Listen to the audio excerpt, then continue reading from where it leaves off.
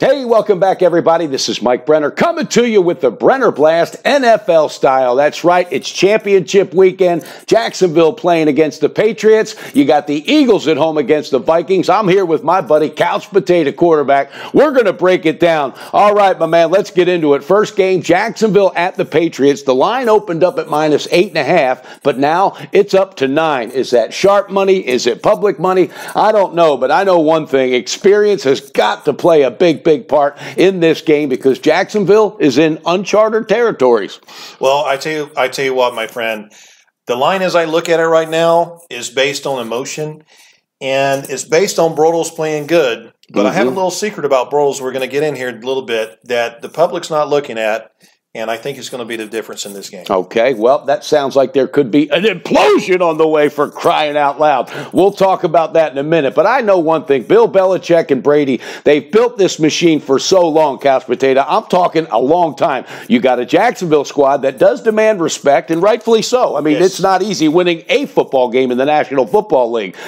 They finally won their first playoff game. Is their thirst quenched? Was that enough? I don't know. I think Tom Brady, and I was talking to another friend of mine about this. Tom Brady right now is licking his chops. He's like, this could be the not easiest, but this path could spell another Super Bowl victory. And there's nobody that can tell me he doesn't want to get another one. He knows that window of opportunity has to close sooner than later. And you got Belichick looking across the board at college football, seeing Nick Saban win another one. Tell you, egos play a part of that. Do you think the coaching and experience factor will play into this, and will it happen early, or will it play itself off as the game goes on? I think it's going to play out immediately. Okay. And I'll tell you the biggest secret I'm looking at this game right now that people have overlooked, not an NFL coach, but it's something that the Pittsburgh Steelers overlooked, and you're going to see it immediately in this game. God, I wish you would have told me that last week. Oh, yeah. I don't want to talk about that. If you watch the Pittsburgh game, they let the entire middle of the field open for Bortles. This is an issue.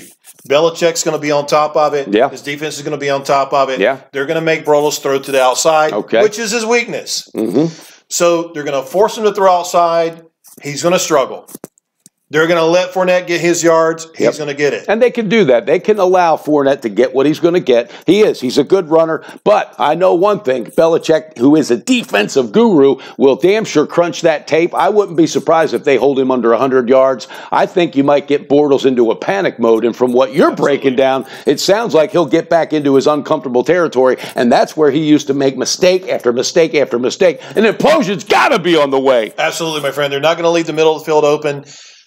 Mark it down. If Jacksonville scores over 13 points in this game, I will be shocked. Wow, I like that. I think that's a really good stat right there, and I think it's, defensive battle here. We're going to see who shows up. Another thing, and I mean this, you're looking at a team, everybody's talking about Brady and Belichick, rightfully so, but Gronkowski can't wait. He still has not redeemed himself from that stupid move he made a couple weeks ago. He said it just a couple days ago. He goes, I lost my mind. What was I thinking? I owe it to this team to do everything I can to play the best football I can to bring that trophy home because of what I did a couple weeks ago. That's a factor no one's talking about. You got a lot of experience here, and you got Tom Brady going, okay, it's time. Last week, a couple people told me I was crazy. I had Patriots on an official pick on the first half that was covered easily, but I had a feeling they were going to score 30 or more, and there was no threat. That game was never even close. Not even close.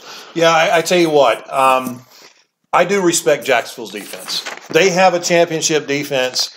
And I agree with you. I think Bortles has been kind of thrown under the bus.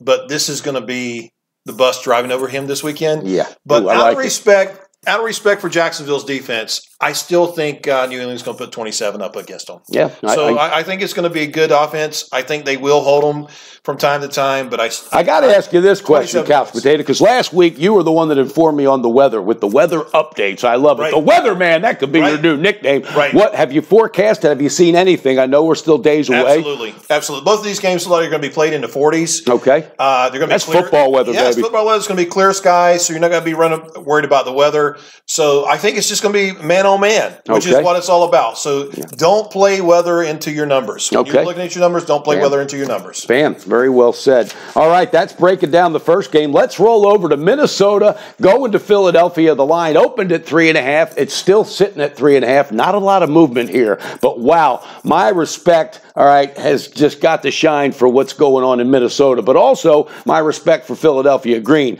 Now, I'm from Philadelphia. I've got more stories I can tell you. I've been to more ball games, but I have to separate my heart from the fact of what's going on in this game. And I know one thing, this team is now hosting its second game. They're still an underdog, and I think they like it. The old chip on their shoulder, baby. This is the same crowd in Philadelphia that one time threw snowballs at Santa Claus. That's a true story. It's 1977 for crying out loud. This game was built for Philadelphia.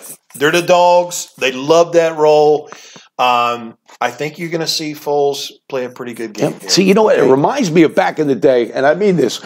All you need to do, and you tell me the team, all right, the quarterback, all he had to do was manage the game. Just manage the game. Don't blow it, all right? It was Trent Dilfer with the Baltimore Ravens. Let the defense do what we do. Let our special teams do what they do, because the Philadelphia Eagles got some weapons in special teams. That's right. But here's the thing. You know, I look at Minnesota. If you would have told me this whole scenario quarterback-wise a year and a half ago, I'd have said, what, are you crazy? They have such a hefty salary commitment. You've got Teddy Bridgewater. Bridge who? What was it? Remember that guy? Absolutely. Right? And then the guy that's going to save the franchise, Sam Bradford, he's back. Well, how'd that work out? Now you got Case Keenum. Nobody gave his kid a shot anywhere he's been except for the University of Houston. Hey, man, I think you're selling Sam Bradford short. The 2 games he plays every year, he's really good. There you go. That's about it. My God, imagine what that paycheck works out to be. Honey, I'm going to work. It's my second day of my last day. That's right. Unbelievable. But you know what?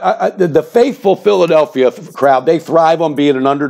And I do too, because I've had my back against the wall this week. I've had haters out there hating, but you know what? Let the results play out. This thing is a marathon, not a sprint, and so is the game. I think Foles, and people say, oh, he used a quarterback there. Guess what? It had nothing to do with the whole system. That was Chip Kelly days. It's totally different. But he's familiar with the town. He's familiar with the people. He's familiar with the crowd. And the crowd backs him because they're not going, oh, no, they're not. And Carson Wentz, here's the best. He has been absolutely every day hanging with him, talking with him. Talk about the ultimate teammate. What do you think about that, Carson Wentz?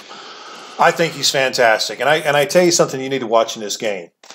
Foles, even though he's a 6'6" quarterback, is a mobile quarterback. Yes, he is. So I think, you know, when Minnesota is going to be really over pursuing him, I think you're going to see him do some scrambles, and third down is going to be key to Philadelphia this week. Yeah. I think Foles is going to move the change, and I think that's going to be the difference in the game. I think you're right there. And also, nobody can tell me that Philadelphia has not broken down. Doug Peterson, the coach, even though he's an offensive guy, he's got his defensive team breaking down film on that second half, because Drew Brees certainly penetrated that defense like nobody's business. Right? They came away with a win. And speaking of win, the city of Philadelphia desperately needs to make a statement in sports. All right, it is. It's a great, great sports town, but nobody's getting there. Nobody's making it close. And if Philadelphia can pull this off, I think they could be a threat no matter who they play, even if they do go up against the Belichick machine. Now, look, are you going to throw out a pick for our viewers today in any of these games? Yeah, absolutely. Here's what I'm going to do. I'm going to give you both my picks. Okay. Okay, we're going to start Here we go, baby. We're going to start with New England. Okay.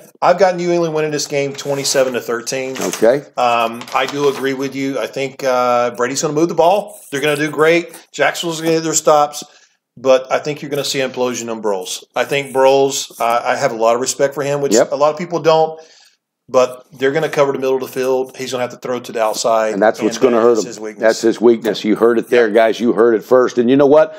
Some of the faithful crowd, I was looking at some interviews, even the people in Jacksonville still aren't sold on him. They're like, we're waiting. We're waiting for that moment. It's like, you know it's coming. You know, it's just like some of them quarterbacks from years past. You know, Jay Cutler, they would have their days. You knew it was coming. So the implosion is coming. I'm jumping aboard. I'm pulling the trigger, baby. This is my official pick. Patriots on the full game, -9. I grabbed it at 8.5 on my personal account when it first came out, but I don't mind 9. I think this is going to be a double-digit win. Hell, I think they protect a 14-point lead at halftime and go from there, but we will see. But I have no problem going ahead and putting it out there. So that's your pick as well. Absolutely. Okay. Absolutely, my friend. How about in that Philadelphia game? The line's at 3.5. Well, I'm going to tell you. Uh-oh, here we go. It's going to be a 20-23 game. Ooh. Whoever you want to pick, you pick.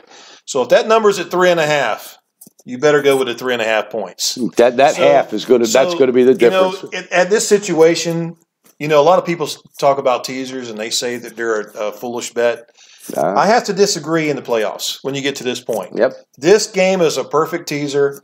I think you can take any part of that teaser you want, and you're going to come through. I think you're right. It's going to be a 20-23 game. I like that. And I'll tell you right now, I'm not putting it out yet. I'm still waiting, but I will have a pick. But I wouldn't be surprised if Philadelphia just brings it all and gets the outright win on the money line. I don't think they need any points. They feel disrespected. Yes. They don't care. They're ready to go take care of business. You know what, though? Last week, you got to tell that quick story, though, about last week with Minnesota. All right, the total. Come on. How many guys that had that under were just they were cashing that ticket? And then how many points were scored? How many was it? Absolutely. Well, it was 20-14 with 4 points left.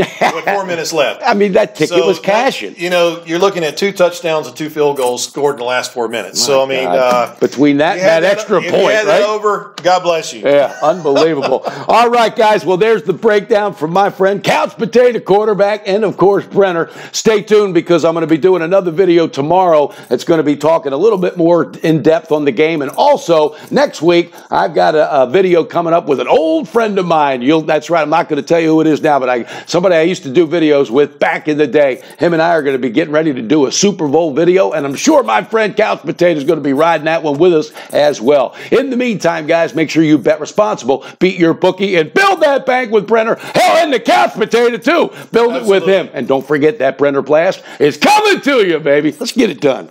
All right.